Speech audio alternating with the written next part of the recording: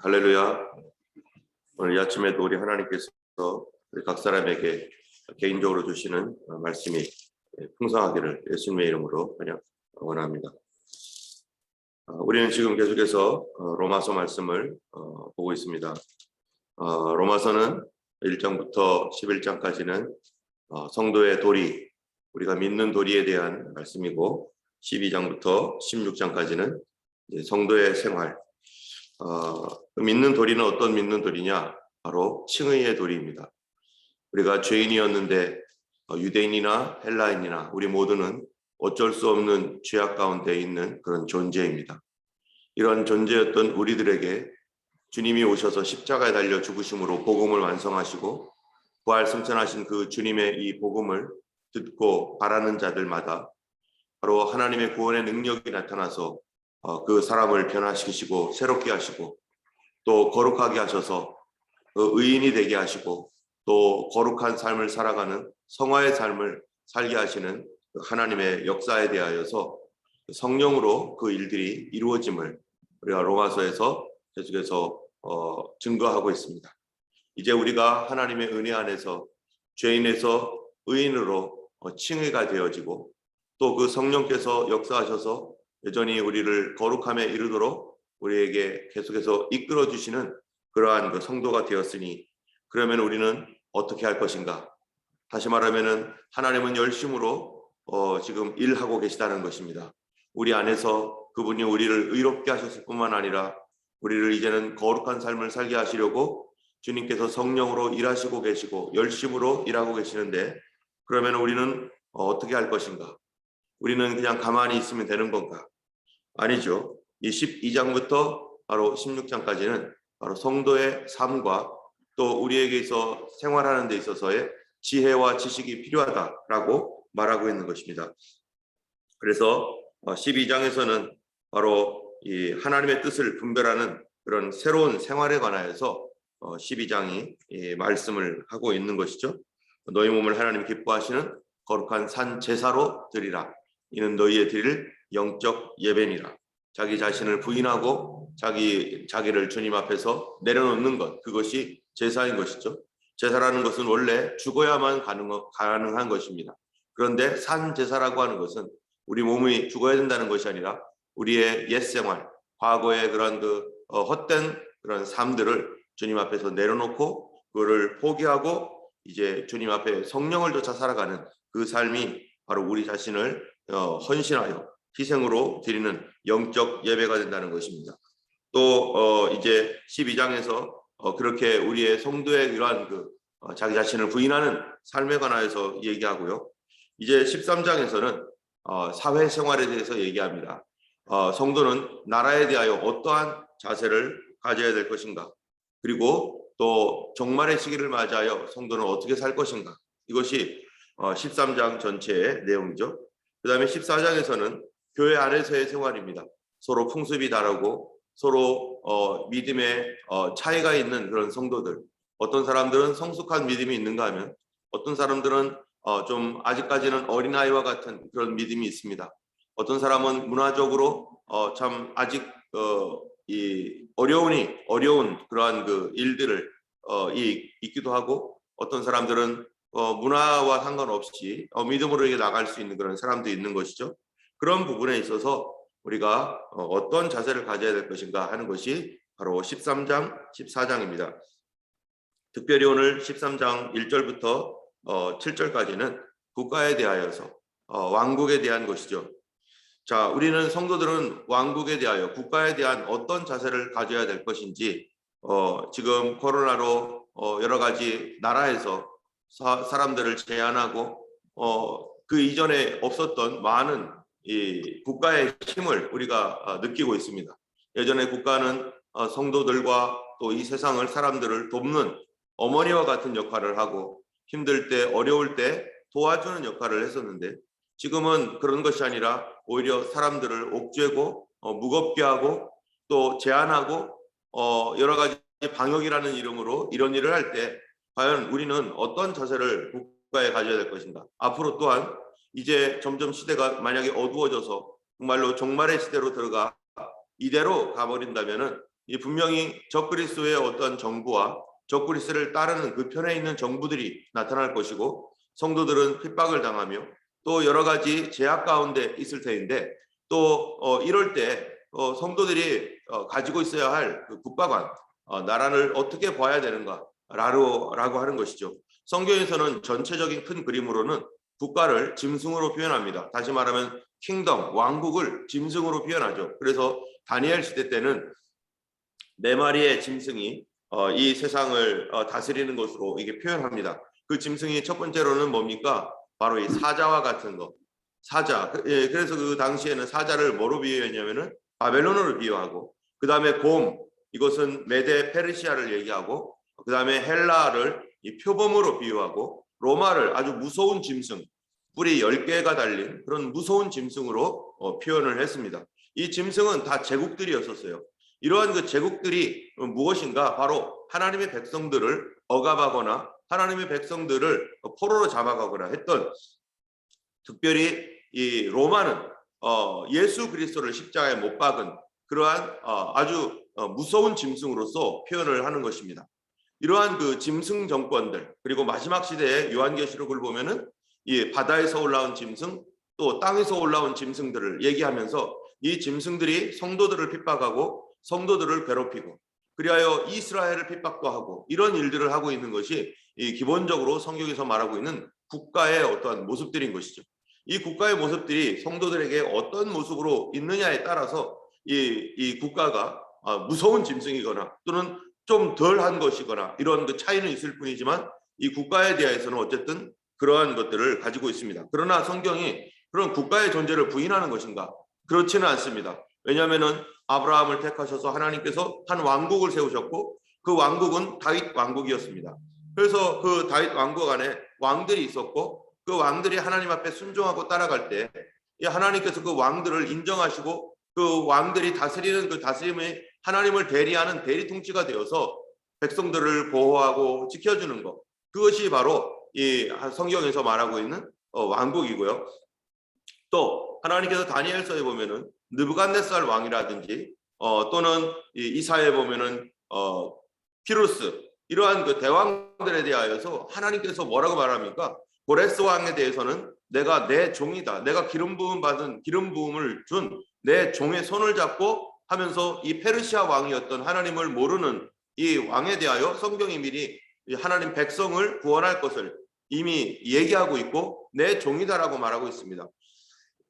또 느부갓네살 왕, 이 바벨론의 왕 느부갓네살은 바로 이스라엘을 멸망시킨 왕임에도 불구하고 하나님께서 그에게 인류 마지막까지의 역사를 보여주었죠. 그래서 꿈으로 보여주셔서 그 신상을 보여주었는데 머리는 금, 가슴은 은, 배는 동, 그 다음에 다리는 철, 맨 마지막에는 철과 흙이 섞여 있는 이런 그 제국들을 이 느부갓네살 왕, 하나님도 모르고 이스라엘 백성들을 멸망시킨 그 왕에게 보여주시면서 하나님께서 왕들을 세우고 왕들을 패하는 권세를 우리 하나님이 가지고 있다라고 하면서 하나님께서 이 땅을 다스리고 통치하시고 계시고 그 통치가 이 세상 왕국까지 임하고 있고 하나님이 직접 왕들을 패하시고 왕들을 세우시는 역사를 주관하시는 전능자라고 말씀하고 계십니다.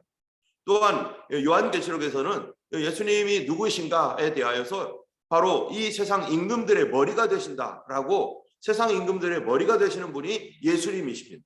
지금 예수님은 이 땅의 왕이시고 이 땅의 임금들의 머리가 되시고 여호와 하나님이신 우리 하나님이 바로 온 세상의 구주이시고 온 세상을 다스리는 바로 전능자이신 것이죠.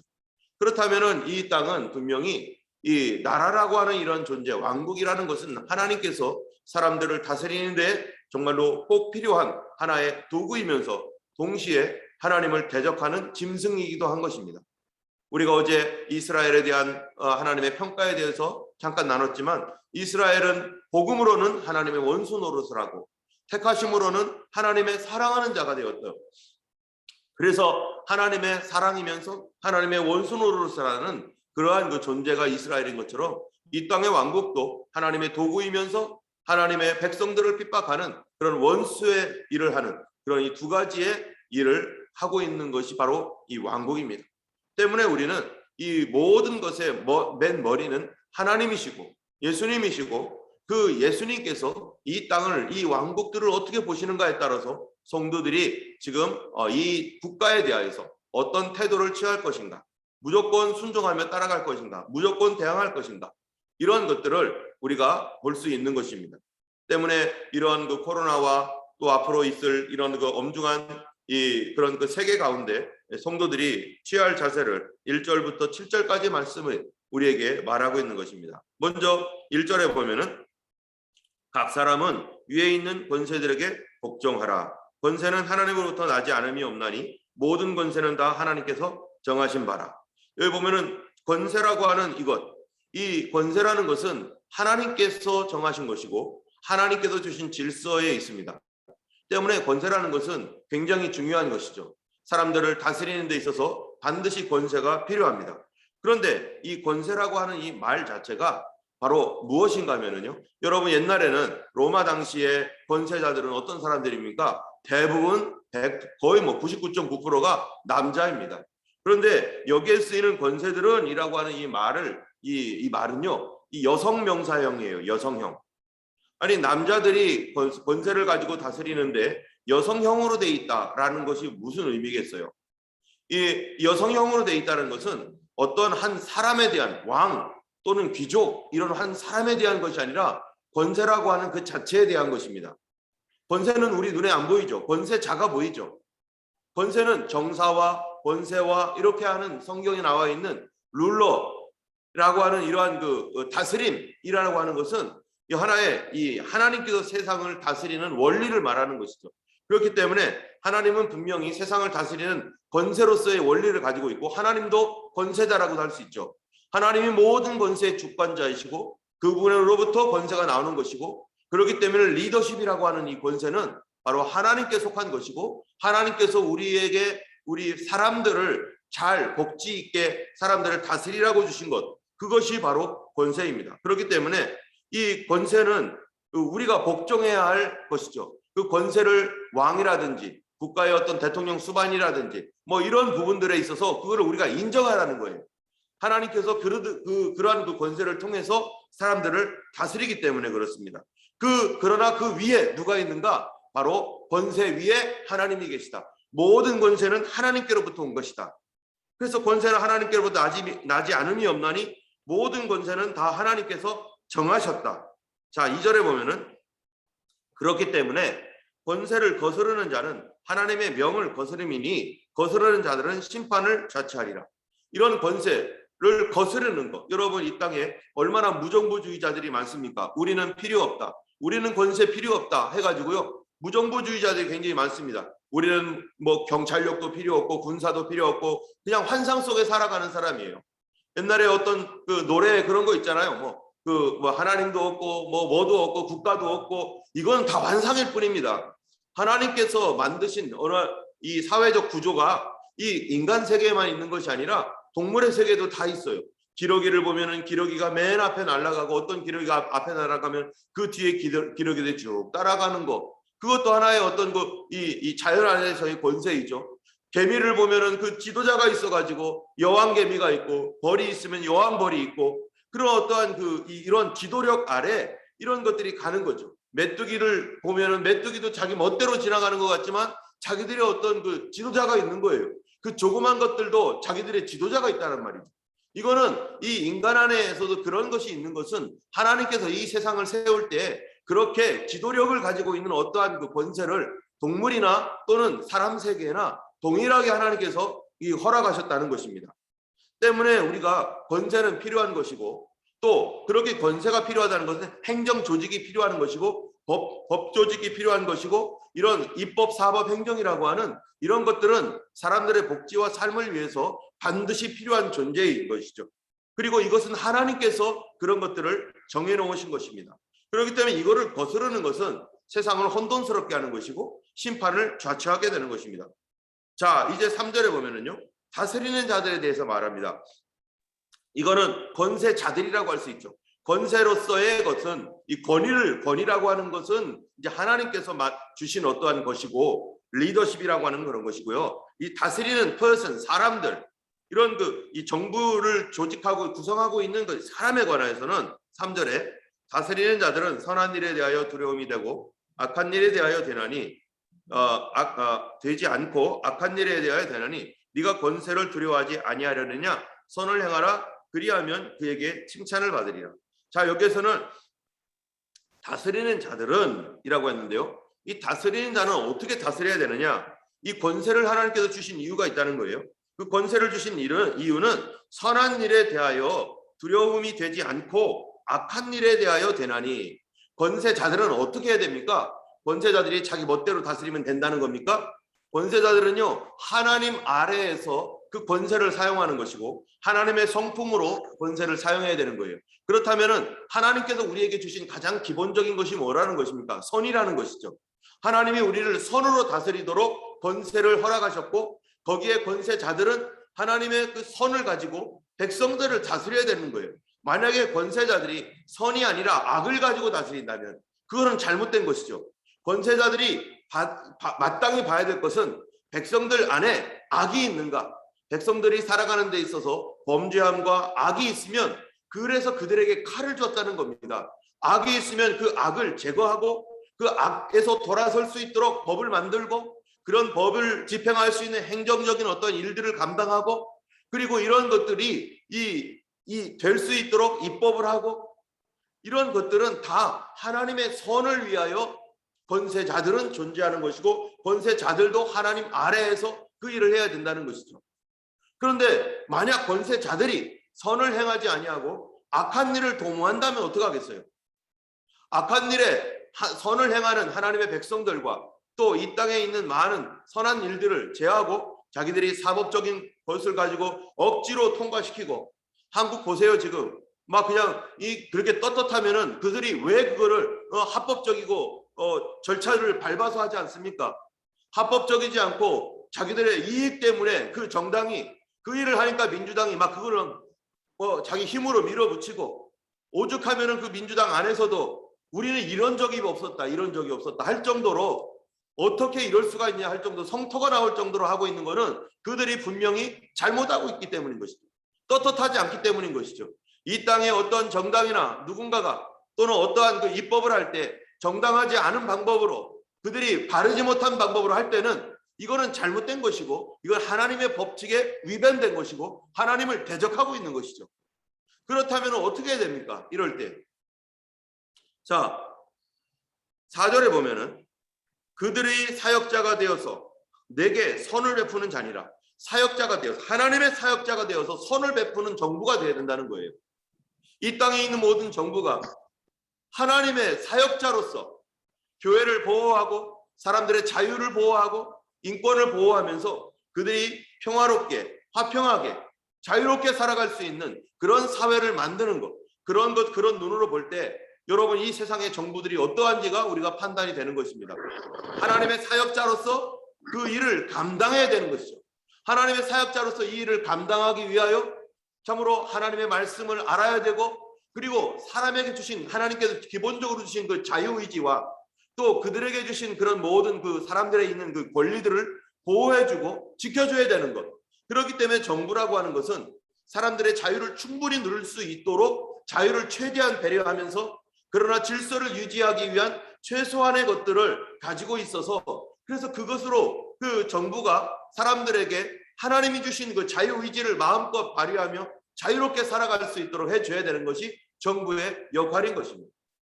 때문에 헌법이라든지 이런 것에서요 굉장히 중요한 것은 표현의 자유, 집회의 자유, 결사의 자유, 언론의 자유, 이런 양심의 자유 이런 것들이 왜 이 헌법의 가장 전문에 가장 먼저 표현됩니까? 그것이 바로 자유의 핵심이기 때문입니다. 우리가 입이 있어도 말을 못하면 우리가 모일 수 있어도 모이지 못하게 한다면 그것이 독재주의고 그것이 전제주의 국가인 것이죠. 바로 하나님께서 우리에게 자유를 위하여 자유를 주셨다는 거예요. 너희를 자유롭게 하기 위하여 자유를 주셨다. 예수님이 이 땅에 오셔서 십자가에 달려 죽으신 이유가 뭔가? 우리를 죄의 노예로부터 자유롭게 하기 위하여. 우리가 죄의 노예였는지도 몰랐어요. 죄의 노예의 삶을 살고 있는지도 몰랐던 우리에게 예수님의 십자가는 우리를 변화시키셔서 내가 정말로 죄의 노예였군요. 내가 하려고 하는 것이 내 자유인 줄 알았더니 그게 아니라 내 죄가 나를 이 죄 짓기 쉽게 만들어버린 이 몸이 되어버려가지고 죄는 쉬워지고 선은 너무너무 행하기가 어려워지는 거. 미워하는 거는 쉬운데 사랑하는 것은 너무 어렵고, 원수 맺는 거는 쉬운데 용서하는 것은 너무 어렵고, 그거를 주님이 가르쳐 준 거예요. 우리는 사실은 자유롭지 않다라는 것을 가르쳐 주기 위해서, 그래서 우리로 회개하고 우리가 얼마나 죄악에 물들어 있는지 알게 하시고, 그리하여 회개하여 성령으로 거듭나서 주께 돌아오도록 하는 것, 그것이 바로 참된 자유로 우리를 회복시켜 주시는 거였습니다. 마찬가지로 이 땅 가운데 이 정부라고 하는 것, 국가라고 하는 것은 바로 하나님의 자유가 이 땅 가운데 이 바다처럼 충만하게 흘러갈 수 있도록 하는 것, 자유를 그렇게 사람들로 누릴 수 있도록 하는 것, 참된 자유가 무엇인지를 보게 하는 것, 그게 뭡니까? 그게 바른 정치를 할 수 있는 그런 국가로서의 일인 것이죠. 여러분, 지금 탈레반이라는 나라가 와가지고요, 뭐를 하고 있습니까? 그 이슬람이라고 하는 율법으로 이 사람들을 다스리잖아요. 사람을 다스리는데 그 다스림이 뭐라는 거예요 도대체? 이슬람 율법이 도대체 뭐길래 이 사람들이 저렇게 온 세계가 난리를 내고 있습니까? 바로 자유를 억압하고 사람들을 죽이고 양심이 마비된 종교이기 때문에 그런 거 아니겠어요? 사람을 죽여도 하나도 꺼림직고 가지 않아요. 여러분, 사람들이 종교가 없었을 때는, 만약 어린아이였을 때는 징그러운 것만 보아도 막 그냥 눈을 가리고 그것 때문에 트라우마가 생기고, 정말 선한 양심이 그래도 남아있어서 이 아이들은 그렇게 선한 양심을 갖는데 점점점 크면서 종교라는 것이 뭡니까? 예수 믿는 복음이라는 것은 이 어린 아이와 같이 되게 하는 것이 복음 아닙니까? 우리에게 처음 가졌던 그런 양심과 그보다 더 깨끗한 양심으로 변화시키는 것이 복음의 능력인데, 그러나 종교가 돼버리면요, 이 복음이라고 하는 것이 아니라 이 종교가 돼버리면, 율법이 돼버리면 이슬람처럼 되는 거예요. 사람들을 죽여도 꺼리낌 없이 우리 알라를 위하여 이러는 거다, 사람들을 죽어야 된다, 개종하는 자들을 죽여야 된다라고 하는 이런 억압적인, 이런 악한 사단적인 율법들, 그리고 그것으로 인해서 여성들과 어린아이들을 꼼짝 못하게 만드는 이런 모든 것들, 이게 바로 그 안에 살고 있는 사람들은 그들이 그것이 당연한 줄 알고 자유 있다라고 생각하지만, 그러나 바깥에서 보면은 그거는 억압이고 그거는 죽음이고 그것이 사단적인 것이죠. 이러한 것들을 볼 때 우리가 어떻게 해야 될 것인가?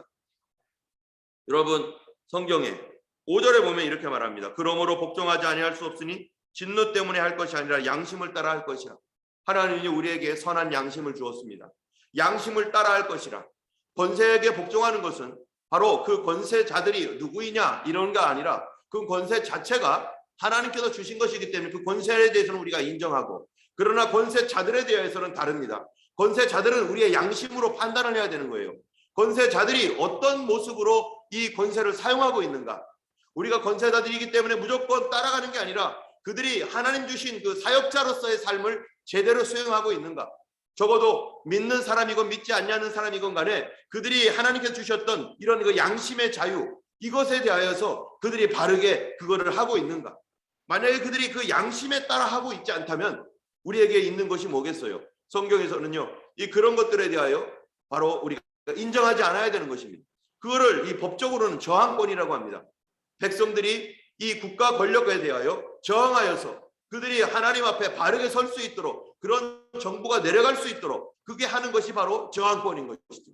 하나님께서 왕들을 세우고 왕들을 폐한다는 것이 무엇입니까? 하나님 보실 때 그런 것들이, 그 권세자들이 잘못할 때 결국 하나님께서 그 권세자들을 영원히 있게 하는 것이 아니라 그들이 잘못할 때 그것들을 폐해버리시고 또 다른 사람들을 일으키시는 것과 같이 하나님의 그런 그 하나님의 사역자로서 그들은 잠시 쓰임받고 있을 뿐인 것이기 때문에 우리가 나중에 권세자가 되거나 또는 어떤 권세자가 무엇인가를 할 때 우리가 그들을 어떻게 봐야 되는가? 성경의 눈으로 봐야 되고, 그들이 잘하고 있는지 안 하는지를 감시를 해야 되는 것이고, 그들로 그 일들을 잘 할 수 있도록 기도해 줘야 되는 것이죠. 이 땅 가운데 지금 호주, 오스트레일리아 정부가 사람들을 현재 코로나로 이렇게 하고 있고, 또 뭡니까?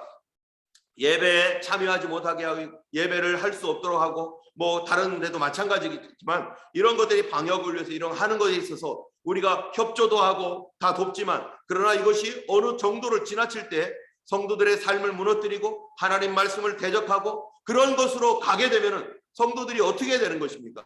이런 일들이 우리는 힘이 없어요, 물론. 그러나 이런 일들에 대하여 우리가 그들이 바르게 하나님 앞에 돌아오고 바르게 세워질 수 있도록 우리가 기도해야 될 뿐만 아니라 그런 일들이 있을 때 어떨 때는요, 하나님의 말씀에 따라서 우리가 순종하는 마음으로, 순교하는 마음으로 하나님 앞에 행동해야 될 때도 있을 수도 있습니다. 이 땅에 있는 그런 일들이 일어나지 않기를 원하지만 이 땅에 있는 지도자들을 위해서 우리가 기도해야 될 것입니다. 우리가 임금들과 고관들을 위하여 기도하라고 하셨던 이 말씀과 같이, 왜요? 우리로 경건한 가운데 평안한 생활을 하기 위함이라. 우리가 이 땅에 있는 정치 지도자들을 위하여서, 우리를 인도하는 그 지도자들을 위하여서 기도해야 할 이유가 뭐냐? 경건한 가운데 평안한 삶을 살기 위해서 우리는 정치에 관심을 가져야 돼요. 교회가 정치에 무관심하면 안 됩니다. 정치 지도자들이 과연 하나님 말씀대로 하고 있는가? 그 땅에 수백만 명의 그리스도인들이 있습니다. 수많은 그리스도인들이 있습니다. 이 그리스도인들이 다 눈을 뜨고 정치 지도자들이 어떻게 하는지, 거기에는 기독교의 탈을 쓰고서 기독교인이라고 하면서 사실은 사단을 노릇하는 사람들도 얼마나 많은지 모릅니다. 한국 정부에 그런 사람들 많아요. 호주 정부에도 있을 것이고 전 세계 정부에 예수를 믿는다라고 하는 이름을 가지고 그리스도를 핍박하고 교회를 핍박하는 사람들이 얼마나 많겠습니까? 때문에 교회는요, 그런 사람들이 무엇을 하고 있는지 늘 봐야 되고, 정치에 대하여 관심을 가져야 되고, 지도자들에 대하여 관심을 가져야 되고, 그들을 위해서 기도해야 됩니다. 세상에서는요, 세상 정부는 뭐라고 말합니까? 정부와 정치와 종교는 분리되었다라고 말하지만 절대 그렇지 않습니다. 여러분, 중세시대 때 이 로마 가톨릭이 막 압제하고 막 이랬었을 때, 이 로마 가톨릭이 이 정부를 막 압제해가지고, 그래서 뭐가 됐어요? 로마 가톨릭이 새로운 정치 세력이 되어버렸어요. 그랬을 때 종교 개혁이 일어나가지고 그러한 잘못된 정치에 대하여 그들을 깨버렸습니다. 그리고 그 이후에 정치와 종교를 분리시키려고 하는 많은 일들이 있었지만, 그러나 절대 분리될 수가 없어요. 여러분, 우리가 알고 있는 장로교회, 이 장로교회 창시라고 할 수 있는 이 칼빈은 어떻습니까? 제네바를 하나님 말씀의 도시로 바꾸기 위해서 그들에게 있는 이런 모든 이런 법들을 통해서 나라를 다스렸는데, 이 제네바 도시가 100년 동안 얼마나 여기가 천국이구나 할 정도로 이미 제네바 도시를 하나님의 말씀의 이 법과 그러한 그 올바른 정치의 제도와 이런 것들을 하니까 어떻게 됩니까? 그 도시가 너무너무 좋은 도시가 돼요. 지금도 제네바 하면은요, 사람들이 제네바에 대한 인상이 어떻습니까? 스위스 제네바 하면은요, 거기 참 너무 좋을 거야. 왜 그런 얘기를 합니까? 바로 바른 정치를, 성경적인 바른 정치가 그곳에 말씀으로 이루어졌었기 때문에 지금도 제네바에 대한 명성이 좋은 것이죠. 그러나 이슬람 율법이 있는 곳, 이스라엘 율법이 다스리는 곳은 어떻습니까? 거기는 지금도 우리가 경악을 하면서 이슬람이 무엇인지 실체를 보게 되는 것입니다. 하나님의 근본 원리는 뭡니까? 하나님은 우리에게 자유를 주라는 거예요. 자유. 백성들에게 자유롭게, 그들이 자유로운 경쟁을 하고 자유로운 삶을 살 수 있도록. 그러나 율법은 자유를 주지 말라라고 말하는 것이죠. 이 땅 가운데 우리 하나님의 그 법이, 이 땅의 자유를 위한 그 자유의 법이 모든 국민들에게 충만하게 펼쳐지고 하나님의 영광이 나타나는 그런 나라가 될 수 있도록 기도해야 될 것이고, 지도자들도 정말로 바른 예수 믿는 바른 지도자, 정말로 백성들을 사랑하고 백성들에게 자유를 주고 그들을 행복하게 할 수 있는 그런 지도자들, 하나님께서 그 아들마저 이 땅에 보내주셔서 십자가에 못 박아 죽임으로 우리를 구원하시고 우리에게 다시 행복한 삶을 회복시켜 주시고 우리에게 다시 자유로운 삶이 무엇인지를 다시 보여주셨던 그 하나님의 마음과 같이 백성들에게 그러한 행복함과 자유와 평강을 줄 수 있는 그런 지도자가 될 수 있도록 기도해 주셔야 되고, 그런 것이 깨져나갈 때 성도들과 온 국민이 고통을 받게 되는 것이고, 이럴 때 교회가 해야 할 일들이 정말로 무엇인지 국리를 해야 되는 것이고, 누구든지 다 하나님 뜻 안에서 주님 이때 우리 교회는 어떻게 행동해야 되겠습니까? 주님 이때 우리 성도들은 어떻게 해야 되겠습니까? 라고 하는 이러한 하나님 앞에서의 우리 실존을 바라보고 하나님 앞에서 내 해야 할 그런 일들을 결단해야 될 것입니다. 주변에 누가 뭐라고 하고 여론이, 정부가 뭐라고 한다고 해서 다 따라가는 것이 아니라 바로 하나님 앞에서 주님, 이러한 것이 하나님 정말로 세상이 이렇게 가고 있는데 우리는 어떻게 해야 될지를 주님과 함께 교제하고 교통하며 동행하면서 주님의 뜻대로 움직여가는 것이 바로 교회인 것이죠. 교회는 바로 이 세상의 빛입니다. 자유와 평강과 또 행복을 이 땅 가운데 하나님 나라를 펼쳐놓는 그런 교회가 될 수 있도록, 그런 하나님의 백성들이고 성도가 될 수 있도록 우리가 기도해야 될 것이고, 정치 지도자들을 위해서 관심을 갖고 그들을 위해서 우리가 오늘도 반드시 기도해야 될 것입니다. 오늘도 주님의 그 은혜 가운데 승리하는 하루가 되기를 원합니다. 기도하겠습니다. 자비하신 하나님 아버지, 감사합니다. 오늘도 아버지 하나님이여, 참으로 이 땅 가운데 아버지 하나님 많은 지도자들을 위해서 기도하오니 주여, 그들이 하나님을 두려워하게 하여 주옵소서. 백성들을 사랑하게 하여 주시옵소서. 자기의 권력으로 하나님이여 이 권세로 하나님의 사단적인 일을 하지 않게 하시고, 아버지 하나님이여 참으로 하나님을 두려워하는 가운데 아버지 하나님의 백성들을 위하여 정치를 펼 수 있도록 도와주시옵고, 교회와 백성들이 하나님이 그들이 바르게 하고 있는지를 볼 수 있는 지각과 눈을 열어주시어서 아버지 하나님 이 땅에 과연 무엇이 하나님의 뜻인지 하나님의 권세와 권세자를 분리할 줄 알게 하여 주시고, 성도들에게 하나님의 지혜를 주셔서 아버지 하나님의 뜻이 하나님의 뜻 안에서 움직이게 하여 주옵소서. 각 교회마다 사명이 있사오니 그 사명대로 잘 감당하게 하여 주시고, 대한민국에 있는 교회들이 정신을 차리고 아버지 하나님의 뜻이 어디에 있는지 분명히 보게 하여 주시며, 아버지 하나님이여 함께 주님 앞에서 믿음으로 반응할 수 있는 교회가 되게 하시고, 호주에 있는 교회들도 하나님이여 참으로 주님 앞에 순종하는 그런 교회가 되게 하여 주옵소서. 아버지 스콧 모리슨 총리와 아버지의 프리미어들을 하나님 기억하여 주시고, 그들이 하나님께 무릎 꿇고 엎드리며 겸손하게 아버지 낮아지게 하여 주시고, 바른 정치를 할 수 있도록 하나님이여 그에게, 그도 하나님의 백성입니다. 주여 불쌍히 여겨주셔서 아버지는 하나님 뜻 앞에 엎드릴 수 있는 아들이 될 수 있도록 인도하여 주시옵소서. 오늘도 우리와 함께 하시는 주님께 감사드리며 예수님 이름으로 기도드렸습니다. 아멘. 하늘에 계신 우리 아버지, 이름이 거룩히 여김을 받으시오며 나라의 임하옵시며 뜻이 하늘에서 이룬 것 같이 땅에서도 이루어지이다. 오늘날 우리에게 일용할 양식을 주옵시고, 우리가 우리에게 죄 지은 자를 사하여 준 것 같이 우리 죄를 사하여 주옵시고, 우리를 시험에 들게 하지 마옵시고 다만 악에서 구하옵소서. 되게 나라와 권세와 영광 아버지께 영원히 쌓옵나이다. 아멘. 오늘도 주님과 함께하는 귀한 하루 되시기를 예수님의 이름으로 축원합니다. 함께 기도하겠습니다.